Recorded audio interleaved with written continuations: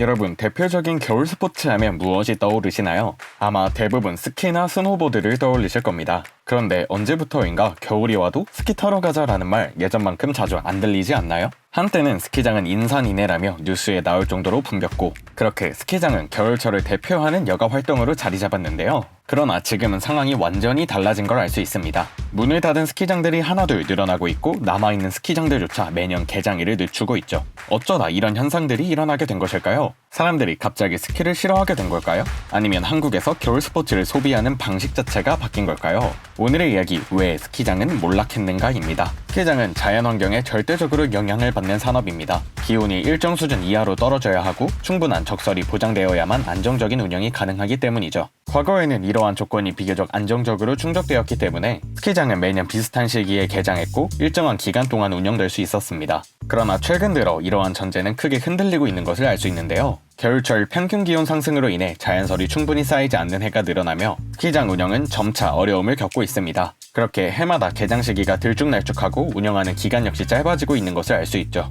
이러한 불안정성은 이용자들이 시즌권을 구매하거나 스키장을 방문하는 데 어려움을 주고 있는데요. 왜냐하면 언제 개장할지, 얼마나 오래 탈 수 있을지 확신할 수 없기 때문입니다. 그렇기에 스키장은 더욱더 인공설에 의존할 수밖에 없는 구조에 놓이게 되었습니다. 결국 자연스럽게 관리 비용이 상승하게 되었죠. 특히 기온이 높을수록 인공설 생산 효율은 떨어지기에 같은 면적을 덮기 위해 더 많은 자원이 소모됩니다. 더불어 대다수의 국내 스키장은 개장한 지 30년이 넘어가며 자연스럽게 시설 노후화로 이어졌고, 이러한 시설 노후화는 안전 문제로 직결되며 이용자들의 불안을 키우고 있는 것을 알 수 있는데요. 대표적으로 2022년 포천의 한 스키장에서 발생한 리프트 역주행 사고는 큰 충격을 주며 스키장 안전에 대한 불신을 깊게 각인시켰죠. 그렇기에 리프트, 인공눈 설비, 슬로프 등 핵심 설비를 교체하고 유지 보수하는 데 상당한 비용을 투자해야 하지만 대부분의 스키장은 경영 악화로 투자 여력에 어려움을 겪고 있습니다. 결국 스키장은 환경적으로 불안정하고 비용 구조는 지속적으로 악화되며 투자 여력은 부족한 산업이라는 삼중고에 놓이게 되었습니다. 이처럼 스키장이 어려워진 이유는 소비자의 선택 기준 자체가 달라졌다는 점도 크게 영향을 준 것을 알 수 있는데요. 과거에는 계절성 레저에 대한 지출이 하나의 이벤트처럼 받아들여졌다면 최근 소비자들은 같은 비용으로 얼마나 자주, 얼마나 효율적으로 즐길 수 있는지를 훨씬 더 중요하게 생각합니다.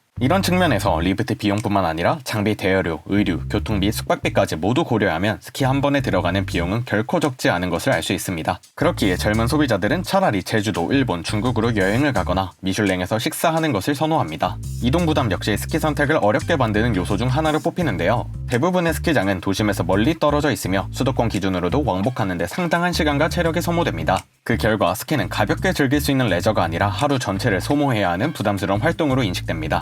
이러한 구조적 문제는 결국 이용자 수 감소라는 결과로 나타났습니다. 코로나19를 기점으로 국내 스키장 이용자 수는 급격히 감소했으며 이후 일상회복 국면에서도 과거 전성기 수준에는 미치지 못하고 있습니다. 과거에는 학교 스키 캠프, 가족 단위의 겨울여행, 회사나 동아리 활동 등을 통해 많은 사람들이 자연스럽게 스키를 접하곤 했습니다. 이러한 경험은 스키를 하나의 스포츠가 아니라 겨울 문화로 인식하게 만드는 중요한 장치였죠. 그러나 최근 몇 년간 교육 현장에서 안전에 대한 우려가 커지면서 학교 차원에서 이런 야외 스포츠 활동을 꺼리는 분위기가 형성되었습니다. 그 결과 스키 캠프와 같은 야외 활동은 점차 축소되며 고인물의 스포츠가 되었죠. 더불어 가족 단위의 겨울여행 역시 해외여행이나 실내 중심의 휴식형 여가로 이동했습니다. 그렇게 젊은 세대에게는 스키는 더 이상 겨울이면 당연히 즐겨야 하는 활동이 아니게 되었습니다. 왜냐하면 스키를 대체할 수 있는 활동들은 이미 차고 넘치기 때문이죠. 그렇게 기존 이용자 수는 줄어들고 신규 이용자는 늘어나지 않는 구조가 고착화되면서 스키 산업은 지속해서 어려움을 겪고 있는 것을 알 수 있습니다. 결국 정리해보면 스키장의 몰락은 단순한 유행 변화나 일시적인 위기가 아닌 것을 알 수 있습니다. 기후 변화로 인한 운영 불안정성, 비용 구조의 악화, 소비 기준의 변화,